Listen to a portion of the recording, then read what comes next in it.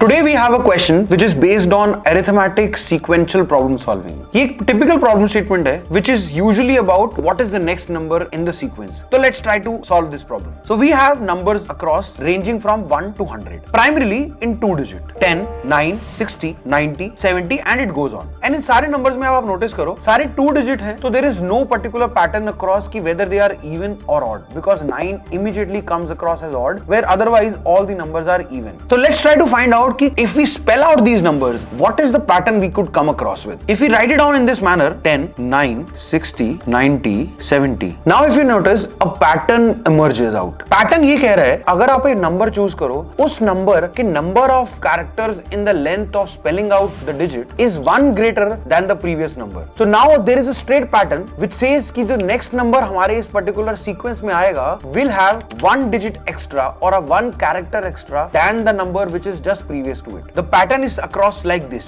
10, 9, 60, 70, 66, 96, 94 and 98. The next number has to have 1 character extra than 98. Let's try to find out what it could be. Now if you write down 73. 73 as a number has 1 character extra than the previous number. And similarly, जो 73 के बाद number आएगा, it has to have 1 character extra than 73. So what we can learn is this particular sequence is not just about arithmetic understanding, but it is also very tricky to understand how you can reduce a pattern by spelling out numbers. इस तरह की problem statements आपको logical deduction and mathematical reasoning के बारे में deep dive सिखाती हैं, which is usually tested in software engineering interview rounds. The more you practice these kind of questions on Brilliant.org or LeetCode or Geeks for Geeks, the better you will become. And if you want to become a very good proficient problem solver, practice more so that nobody is able to beat you.